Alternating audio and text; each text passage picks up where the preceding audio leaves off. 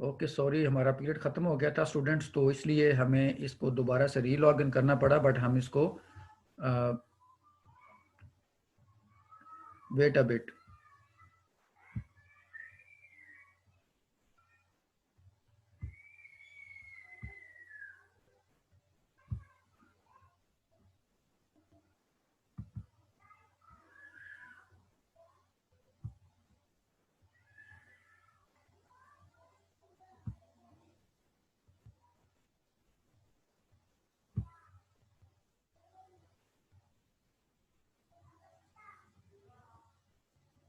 नमान, आपको ये स्लाइड नज़र आ रही है? यस सर, आ रही है। गुड, ठीक हो गया। इसका मतलब है कि nothing has gone wrong, everything is going fine and everyone is back, और समवन इज मिसिंग। अच्छा, हवावे मेड 10 लाइट मिसिंग, आने दे मुस्तफ़ा को, फिर हम इसको स्टार्ट करते हैं।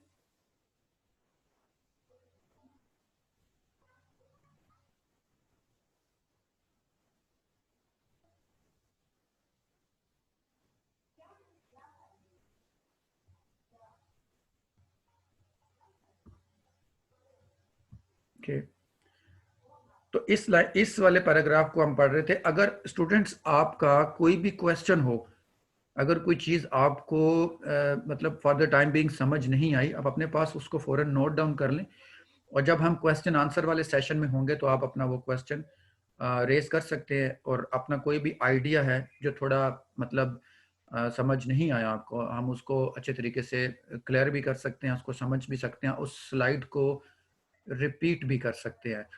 तो please feel free to speak, because this is the time, after that period is over. फिर हमारा ये जब ख़त्म हो जाएगा तो ज़ाहिर है फिर ऑनलाइन क्लासेस भी नहीं है, आप फिर अपनी क्लासेस के एंड पे अपने पेपर में मिलेंगे। सो अपने आप को बेहतर तरीके से प्रिपेयर करने के लिए it is good habit when you ask the questions.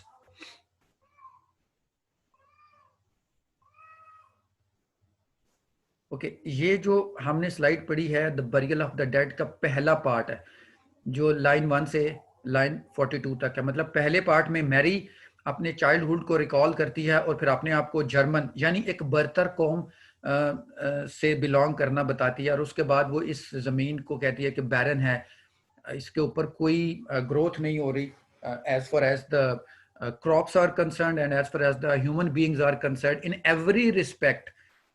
हम यही कहेंगे कि ये ज़मीन बैरन है, because we are talking about the period just after the world war one. और नीचे एक प्रॉफिटिक एपोक्लिप्टिक इन्विटेशन है उस जर्नी की, कि वो एक रीडर जो है वो बताता है कि सिर्फ एक शेडो ही चीज़ें ही रह गई हैं इस ज़मीन के ऊपर, अदर देन दैट तो कुछ भी नहीं बचा।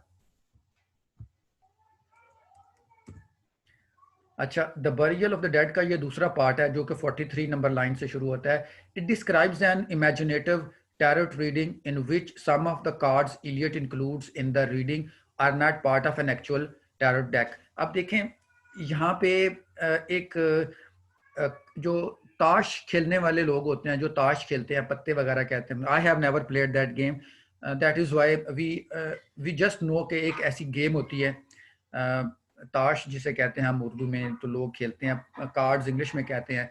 तो उस गेम का वो जिक्र करता है कि उस गेम के अंदर कुछ ऐसे पत्ते हैं, कुछ ऐसे कार्ड्स हैं जो कि नॉर्मल गेम में नहीं खेले जाते। वो ऐसे कार्ड हैं, वो मतलब ये बेसिकली ये उन चीज़ों की बात कर रहा है, कुछ ऐसी चीज़ें हैं जो पहले ज़िंदगी में कभी नहीं हुई, लेकिन इस वर्ल्ड वार वन में वो भी हुई हैं। ये उनके रेफरेंसेस के लिए तो वो बयान करता है।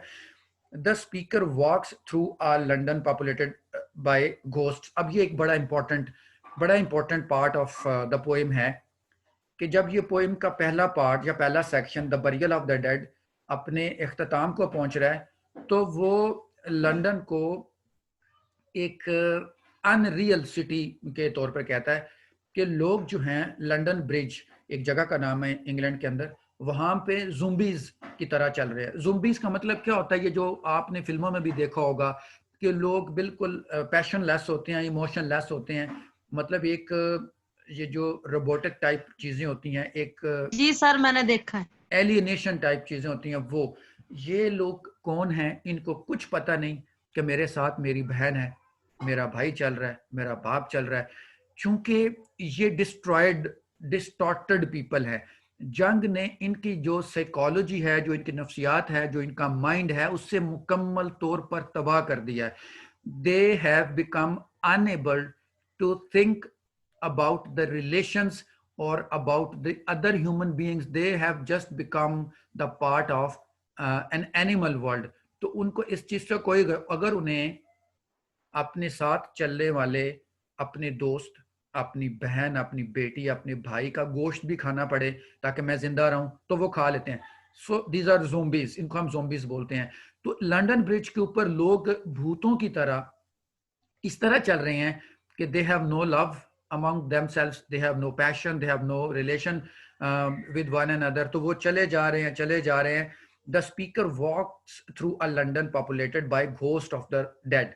मतलब मरे हुए ऐसे ही हैं, वो जीते मरते एक ही हैं. He confronts a figure with whom he once fought in a battle. कहते इनमें से एक भूत तो वो है. अब ये स्पीकर कौन है? Nobody knows. T.S. Eliot does not define it in anywhere that ये स्पीकर जो है, जिसको ये एक तीसरा बंदा मिलता है कि ये स्पीकर कौन था, nobody knows. Some critics have decided that this is T.S. Eliot. Some say no, this is not T.S. Eliot, this is somebody else. So we have no concern about that whether this is T.S. Eliot or not. हमें सिर्फ इतना पता होना चाहिए कि जो the burial of the dead है, इसकी कहानी या इसका जो थीम है वो क्या है, इसके अंदर किस चीज का जिक्र है. इसके अंदर जो मेन चीज है, एक तो वो पहला पार्ट है जो मैरी अपने चाइल्डहुड के एक्सपीरियंसेस को बयान करती है. फिर वो जो कार्ड वाली बात है, शेडोई, कि वो हर तरफ शेडो ही शेडो है, रियल ह्यूमैनिटी यहाँ पे बिल्कुल भी नहीं बची. और फिर एंड पे जो स्पीकर है वो लंदन ब्रिज के ऊपर जा रहा है और बाकी जो लोग हैं वो भी भूतों की तरह उसके साथ चल रहे हैं. और एक तो उसमें से ऐसा भी शख्स उसको मिला जिसके साथ उसने जंग में हिस्सा लिया, जिसके खिलाफ वो लड़ा. The speaker asks he ghostly figure Stetson, अब ये उस बंदे का नाम है Stetson, about the fate of corpse planted in his garden. वो कहता है यार जो मेरे गार्डन के अंदर कॉर्प्स पड़ी है, मतलब लाश की, ये कॉर्प्स लाश की बात कर रहे हैं, उसका मुस्तकबिल क्या, मतलब किसी भी लाश का मुस्तकबिल क्या होता है. तो students, you know it much better कि अगर एक लाश इस तरह ओपन प्लेस में पड़ी हुई हो या कहीं भी, तो जो अगर वो समंदर में पड़ी है तो जो सी क्रीचर्स हैं वहाँ के, जो मगरमच्छ, दरियाई मछलियाँ, बाकी जितनी भी चीज़ें, जो भी क्रीचर्स समंदरों में पाई जाती हैं, वो उस लाश को चीर फाड़ करके रख देंगी.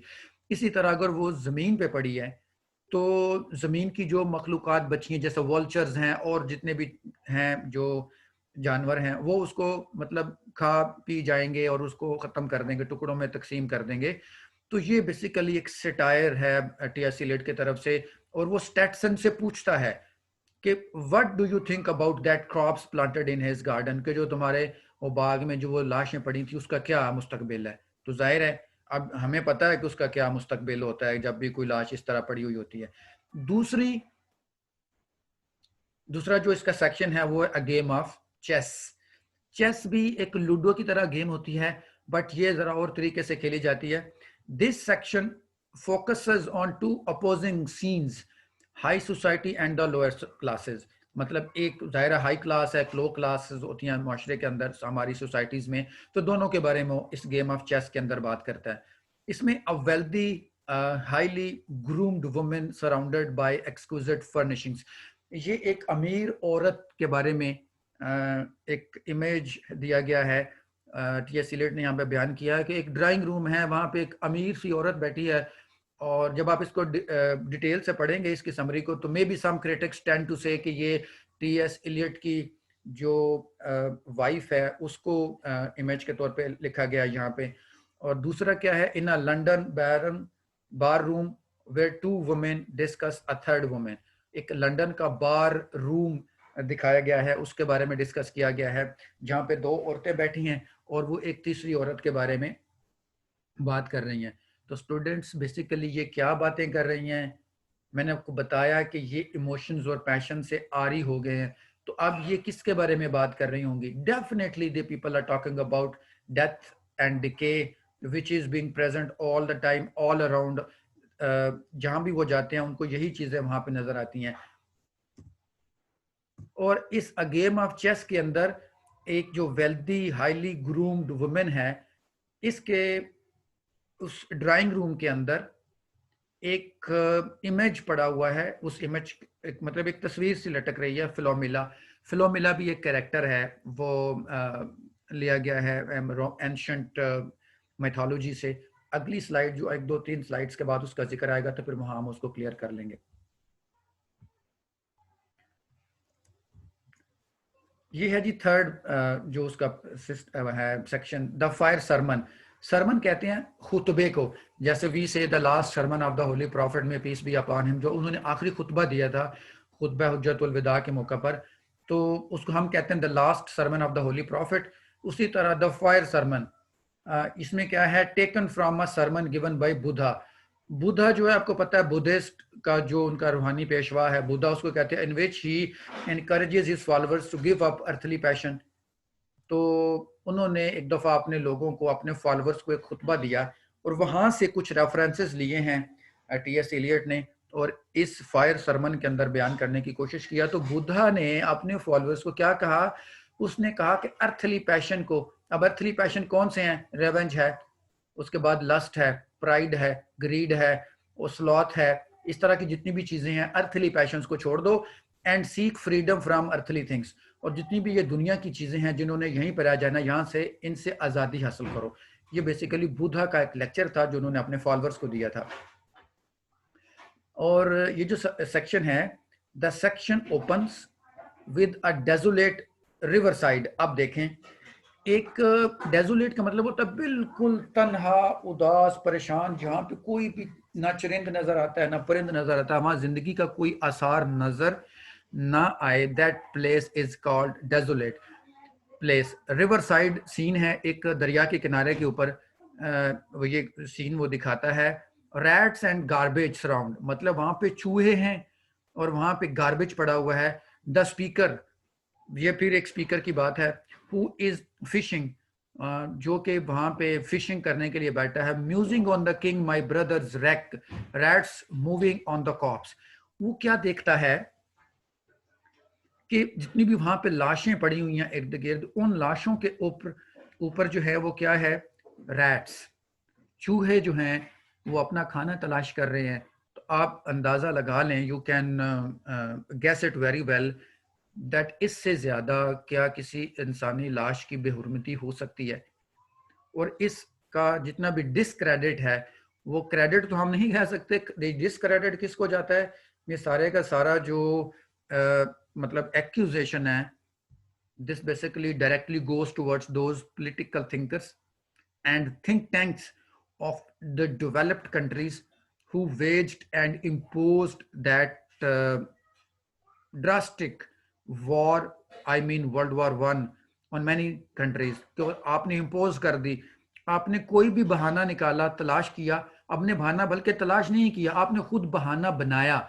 आपने एक इवेंट ऐसा करवाया जानबूझ के कि ये कंट्री फलाने कंट्री के साथ लड़े, फिर हम इसकी मदद करने जाएंगे, और फिर ऐसा ही हुआ।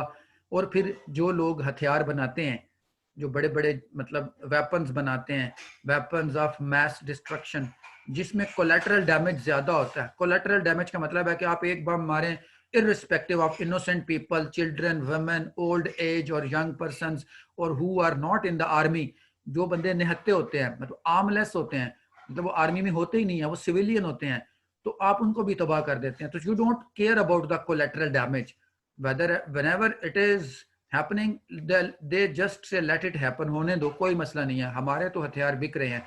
तो basically this accusation directly goes towards them कि उन्होंने इतनी बड़ी वार लोगों पे इम्पोज की, और फिर इसके बदले में अल्टीमेट जो नुकसान हुआ है वो किसका हुआ है, ह्यूमैनिटी का हुआ है, कि लाशें पड़ी हैं, बेयारो मददगार पड़ी हैं, और रिवर साइड के ऊपर एक शख्स जो है वो फिशिंग कर रहा है और वो उसने देखा कि लाशों के ऊपर चूहे अपना मतलब रिस्क तलाश कर रहे हैं। The speaker is then proposition by mister Eugenides, the one eyed merchant of Madame Sosostris tarot pack. देखें ये जो कैरेक्टर है सोसिस्ट्रिस, ये वही मैडम है जिसका पिछले पार्ट में हमने जिक्र किया। ये वही मैडम है जो कार्ड खेलती है, कार्ड देखकर आपको आपकी किस्मत बताती है, तो लोग इसके पास आते और इससे पूछते कि हमें बताओ कि हमारा मुस्तकबिल क्या है. So this is all about left for the people.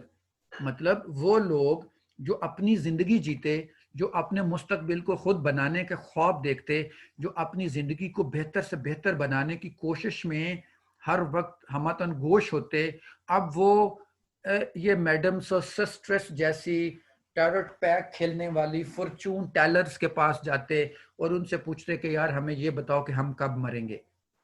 मतलब this was all about which was left for the remaining people on the globe who were the survivors of World War One.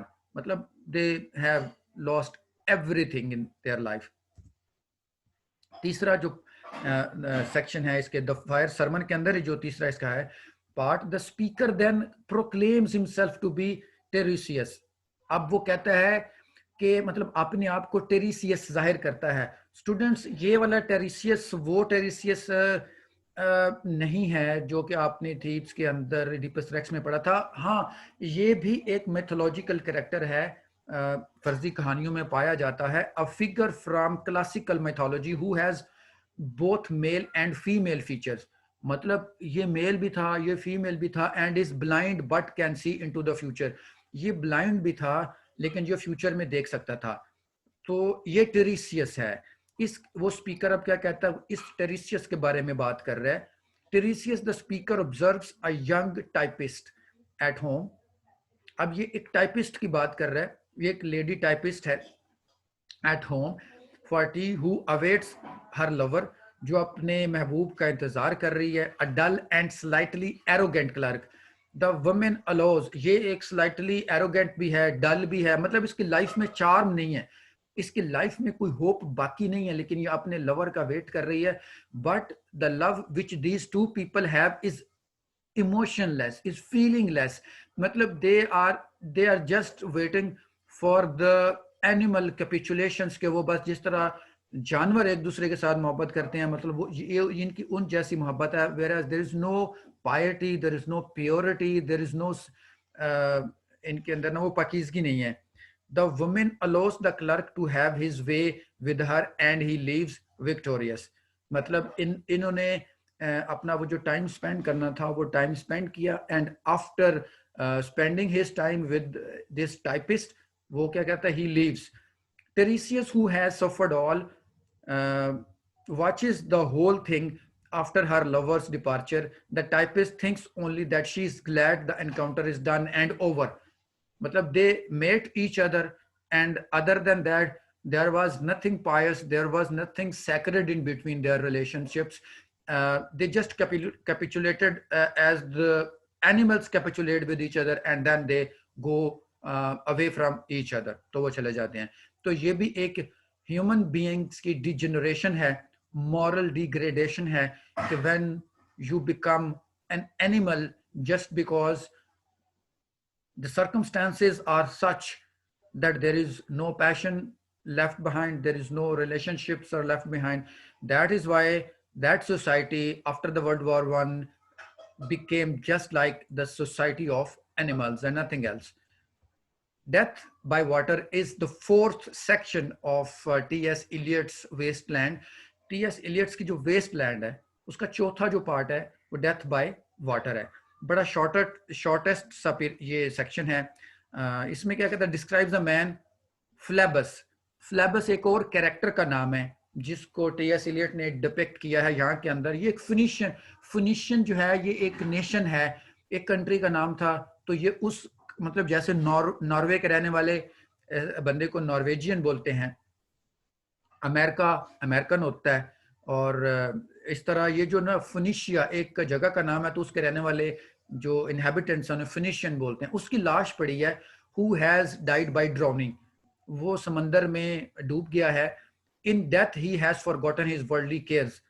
अब जब मौत आ गई तो उसको जितनी भी ये दुनिया के दुख दर्द तकलीफ परेशानी, ये जितनी भी हमने चीजें पढ़ी थी अपनी स्लाइड नंबर 4 या 5 के अंदर, जिसमें डेथ था, डिके था, डिसअपॉइंटमेंट, डिजेक्शन, डेसोलेशन, डिस्पोंडेंसी थी, डिके था, ये सारी चीजें वो खत्म हो गई हैं उसकी, क्योंकि he has died, he has said good by two this pathetic life and he has accepted the other life, वो दूसरी दुनिया में चला गया, उसको अब वहां की दुनिया वो जाने और उसके दुख दर्द जाने, यहाँ के सारे दुख दर्द वो यहीं छोड़ गया. In death he has forgotten his worldly cares as the creatures of the sea have picked his body apart. तो जो सी क्रीचर्स हैं उन्होंने इसकी बॉडी के टुकड़े टुकड़े कर दिए हैं और इसको चीर फाड़ कर रख दिया वहां पे. अब है fifth part, what the thunder said.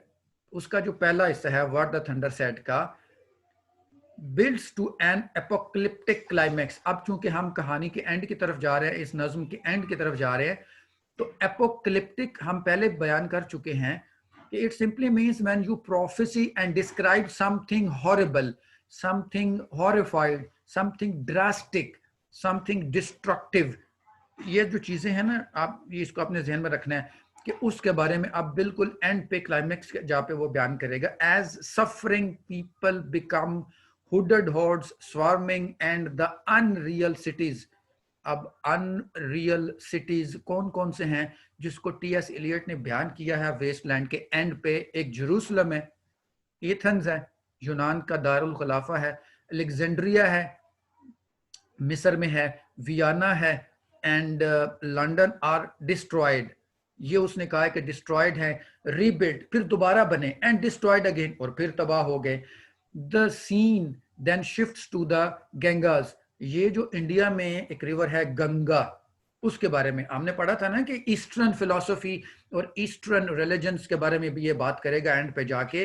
तो चूंकि इसने संस्कृत भी पढ़ी हुई है, इसने लैटिन भी पढ़ी है, इसने मैथोलॉजी भी पढ़ी है, इसने ग्रीक मैथोलॉजी, रोमन मैथोलॉजी को भी पढ़ा हुआ है.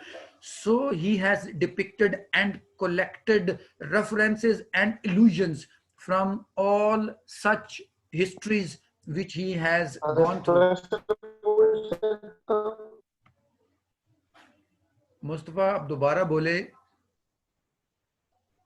सर मैथोलॉजी का मीन तारीख, सर हिस्ट्री ना? यस, मैथोलॉजी का मतलब होता है फर्जी कहानी, मिथ जिसे कहते हैं. मतलब ये कहानियां बनी हुई हैं, हवाले वहां से तलाश किए जाते हैं. जैसे अब गुलिवर ट्रेवल्स जो है, पता नहीं हकीकत में था कि नहीं, लेकिन एक कहानी तो है, ऐसा ही है. अब ग्रीक मैथोलॉजी में ऐसी बहुत सारी कहानियां हैं, मतलब जैसे गॉड और गॉडेसेस की कहानियां हैं, विनस की कहानी है, गॉडेस हेरा की कहानी है, आपको पता है जियोस की कहानी है, अपोलो की कहानी है, ये जो हमने एडिपस में पढ़े थे, God and goddesses. So we don't deny them, but we don't accept them as reality. Problem ये है कि ये लिटरेचर है, लिटरेचर में ये कल्चर था, but we have to believe that कि हाँ था, बिकॉज ये हमें इस पे बिलीव करना या ना करना that is a separate thing. But as far as the literature is concern, that we have to believe that कि ये जो कैरेक्टर्स हैं फलानी माइथोलॉजी के अंदर से लिए गए हैं. The scene then shifts to the Gangas, half a world away from Europe, where thunder rumbles. अब थंडर स्टॉर्म्स का मतलब यह है कि जब थंडर, जब बिजली कड़कती है, तो वहां पे एंड पे आके कौन सा मैसेज देना चाहता है टी.एस. एलियट? तो वो कहते हैं जी आप, अब उसने हमें हमारे माइंड को या हमारी तवज्जो को, हमारी अटेंशन को डिवर्ट किया है from European civilizations to Eastern civilizations, और we are standing on the verge or the brink or the shore of Ganga. अब वहां क्या है? ends with a series of desperate fragments from a child's song. यहाँ पे एक सॉन्ग सुनाई दे रहा है, और वो जो सॉन्ग है ना, वो कहाँ से है? From Dante and from Elizabethan drama leading up to the final chant of shanti shanti shanti. ये एक संस्कृत का सॉन्ग है, ये जो हिंदुओं की जबान है पुरानी जो चली आ रही है, संस्कृत, जिसमें इनकी पुरानी किताबें लिखी हुई हैं, गीता भी है, वेद भी हैं वहां पे. तो वेद के अंदर से उसने ये लफ्ज लिया है शांति शांति शांति. वो कहता है कि what the thunder said, thunder कहता है जब बिजली कड़कती है तो वो लोगों को ये बयान कर रही है, ये मैसेज दे रही है, शांत हो जाओ, अमन पसंद हो जाओ, अमन पसंद हो जाओ. 3 दफा वो कहती है. और ये जो चीज रीडर या ऑडियंस तक पहुंचती है, यानी हम तक पहुंचती है, वो एक सॉन्ग के जरिए पहुंचती है, कि एक बच्चा है उसके सॉन्ग के जरिए हम तक पहुंचती है. Thunder cracks and voice is heard, अचानक से एक बिजली कड़कती है और ये आवाज आती है कि if you want to save the remaining of the world, what is left on the earth, if you want to save those survivors on the earth, you will have to three things, आपको तीन चीजें अपने अंदर पैदा करनी है। Give, दे दो। Give, दे दो का मतलब है बांटो, तकसीम करो। हमारे वासफ अली वासफ साहब तो यही कह गए आसानियां तकसीम करो, अशफाक अहमद भी यही कहते हैं कि आसानियां तकसीम करो। तो same is the case with T S. Eliot, वो भी इस संस्कृत सॉन्ग जो कि एक बच्चा गा रहा है उसके थ्रू ये मैसेज अपने रीडर्स को देना चाहता है, गिव, दे दो, क्या, आसानियां।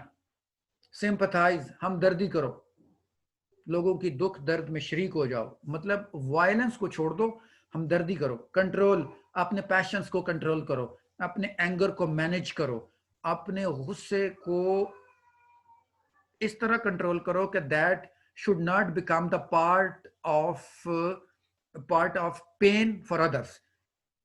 So you should control your anger, your violence, your ulterior motives you will have to control. The three things: give, sympathize and control.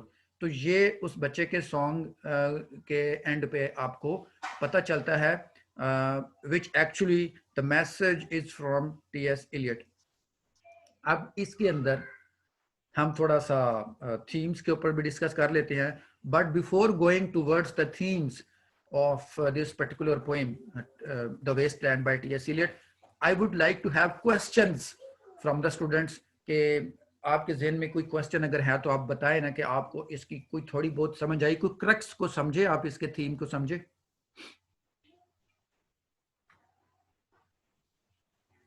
जी मुस्तफा, आप बोलें।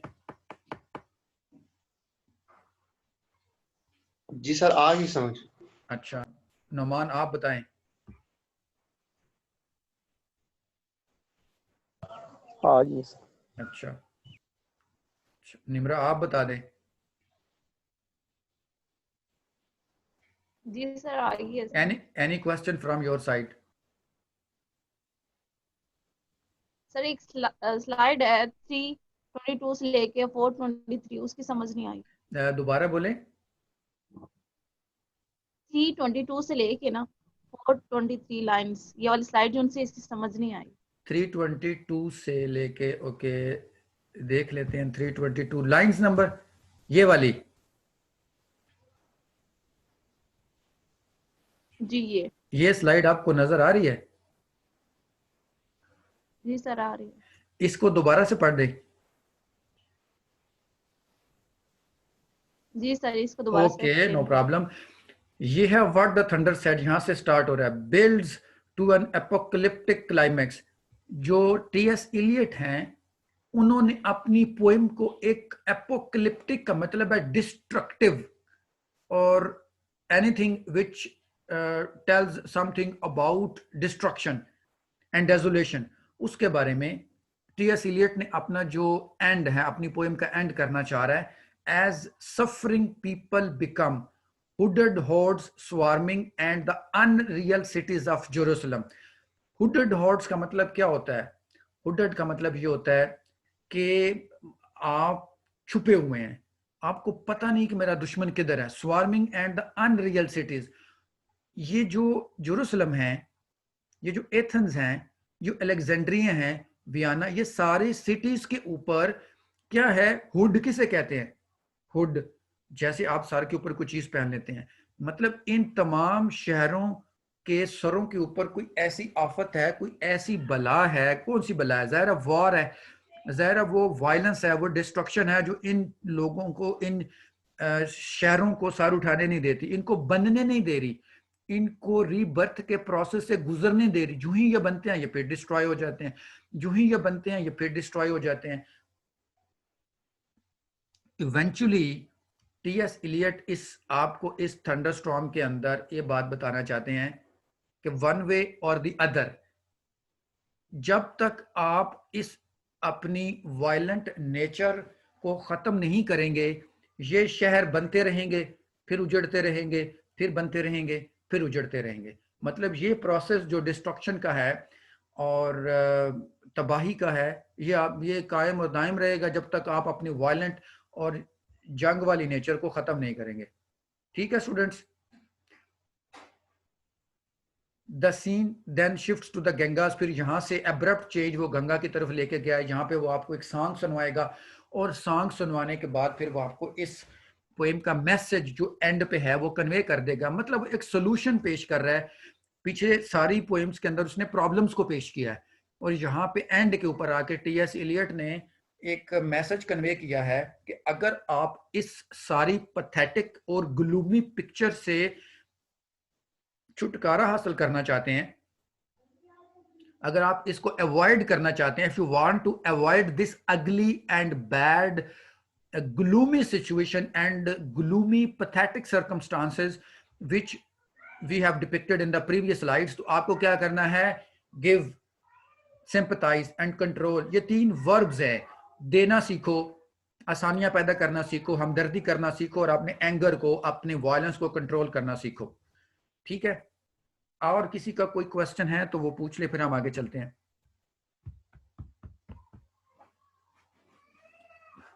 ओके, पहला थीम देखें इसके अंदर क्या है। The burial of the dead के ऊपर हम जाते हैं कि the burial of the dead के अंदर हमने पढ़ा था कि वो मैरी जो एक गर्ल है जो अपने चाइल्डहुड के एक्सपीरियंसेस को बयान करती है, उसका क्या थीम बनता है?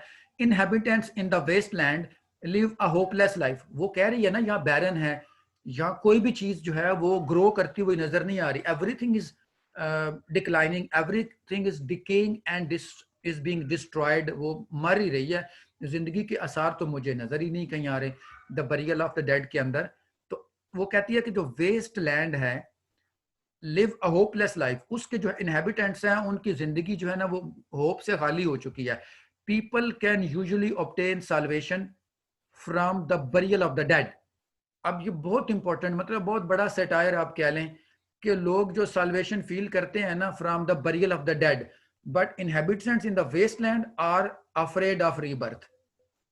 अब वो पहले उसने बयान किया है नॉर्मल, जैसे एक नॉर्मल लाइफ होती है, उसमें वो क्या करते हैं, जब वो अपने मुर्दे को दफनाते हैं तो वहां से वो साल्वेशन हासिल करते हैं, रीबर्थ हासिल करते हैं, कि उसको बरी करने के बाद फिर वो एक नई जिंदगी स्टार्ट करते हैं। कि मतलब ये जो मरा है ये हमारे लिए एक मैसेज छोड़ के जा रहा है कि today I have selected to go and tomorrow is your turn, you will come at the same place, the place where I am lying right now. Tomorrow your body will be lying at the same place and some other people will be offering the burial for you.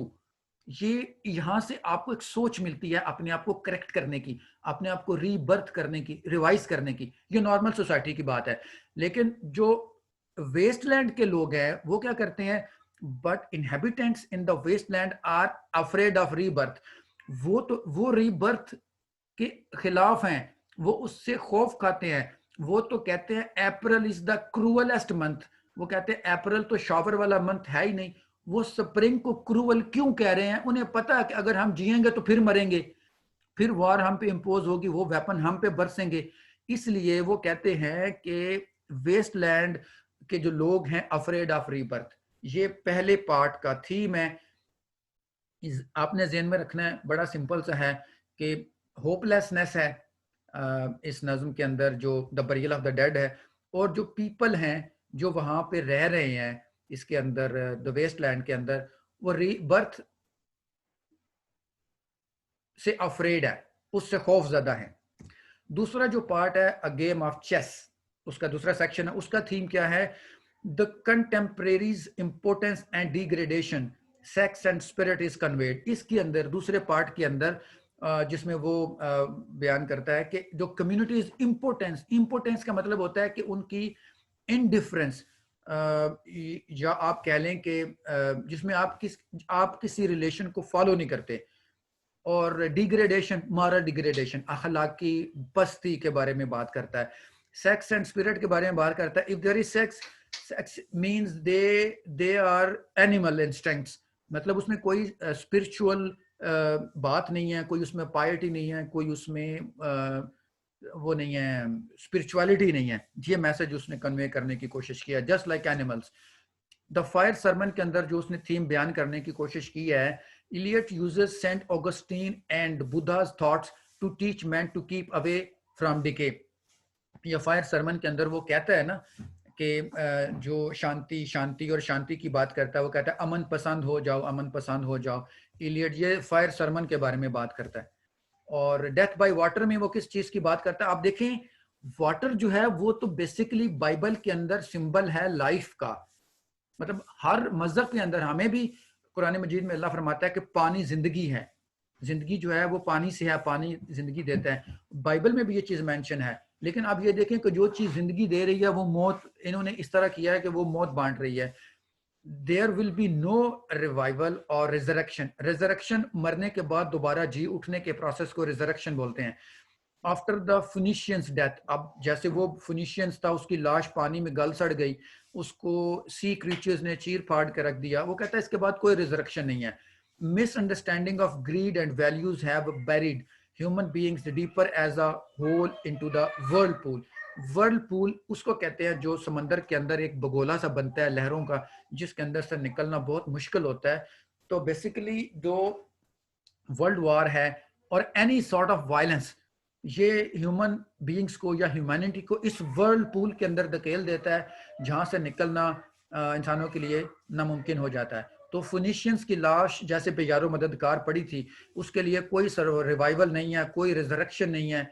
इसी तरह की misunderstanding है इंसानों के दरमियान, और वो grid ने पैदा की हैं और मॉरल डिग्रेडेशन ने पैदा की हैं कि इंसान अपनी जो वैल्यूज हैं उसको बिल्कुल भूल चुका है और दूसरे ही इंसान को मारने के दर पे है। अब व्हाट द थंडर सेड, ये जो उसका चौथा पांचवा पार्ट है, the thunder said human beings could be saved through 3 verbs.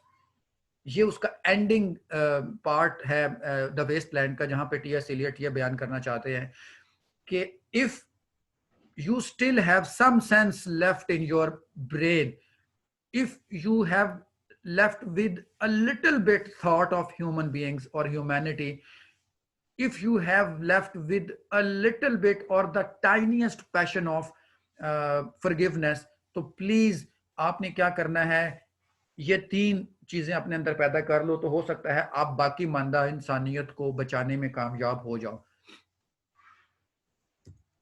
अब इसका थोड़ा सा एनालिसिस है। हम इसका मॉडर्न मिथ है that world moving toward crisis and chaos. हमें पता है, टी.एस. एलियट ने हमें बताने की कोशिश किया कि मॉडर्न वर्ल्ड किस तरफ जा रही है, क्राइसिस और केओस की तरफ जा रही है। Multiple narrates to see from different angles. जाहिर है इस नज्म के अंदर बहुत सारे एंगल्स के ऊपर उसने बात की है। हमने तो इसको शॉर्ट सा पढ़ा है, लेकिन जब आप इसको डिटेल से पढ़ेंगे तो मल्टीपल एंगल्स और नरेटर्स हैं इसको बयान करने वाले। ड्रामेटिक मोनोलॉग्स हैं यहाँ पे। Convey the characters stream of unconsciousness and psychological condition. जो हमारे कैरेक्टर्स हैं उनके अनकॉन्शियस की जो स्ट्रीम है वो और साइकोलॉजिकल कंडीशन के बारे में बयान करने की कोशिश की है इलियट ने। फ्रेगमेंटेशन पढ़ चुके हैं हम कि ये डिसजॉइंटेड है। मॉडर्न लाइफ भी इसी तरह फ्रेगमेंटेड हो गई है। People do not have patience and emotions for each other, they behave just like material beings and robotic lives. Lack of integration. Integration का मतलब होता है when you connect something, इसे कहते हैं integration in the modern experience। मतलब integration नहीं, कहीं पे भी नहीं है। Allusions to plays and myths। पुराने myths हैं, पुराने plays हैं जिनके साथ चीजों को कंपेयर किया गया है। To compare and contrast the present and the past to produce the dramatic irony। मतलब प्रेजेंट को पास्ट के साथ कंपेयर करने की कोशिश की गई है। तो रेफरेंसेस उसने बहुत सारी चीजों से लिए हैं, कुछ बिब्लिकल रेफरेंसेस भी हैं। severed मतलब having been cut off from the system of belief that gave them coherence and meaning। Coherence का मतलब होता है बांध के रखना, जोड़ के रखना। जैसे हम मुसलमान हैं, हमें कौन सी चीज जोड़ के रखती है? हमें हमारे आखिरी जो पैगंबर है मोहम्मद सल्लल्लाहु अलैहि वसल्लम, उनकी जात, उनकी जो शख्सियत है वो हमें जोड़ के रखती है। मतलब that is a source of coherence amongst all the Muslims. अब टर्की का मुसलमान है, पाकिस्तान का है, मलेशिया का है, इंडोनेशिया का है या मोरक्को का है, कहीं का भी है, लेकिन इन सब के दरमियान जो कोवेलेंट बॉन्ड है, जो कोहेरेंट फोर्स है, वो that is the personality of the holy prophet, में पीस बी अपॉन हिम। इसी तरह इस क्रिश्चियन सोसाइटी में जो चीज उन्हें बांध के रखती थी आपस में, जो सिस्टम ऑफ बिलीफ था उनका, उसको खत्म कर दिया। सर जी क्वेश्चन है जी, तो इक्विवेलेंट बॉन्ड क्या होता है? कोवलेंट बॉन्ड, आप इसको ना क्या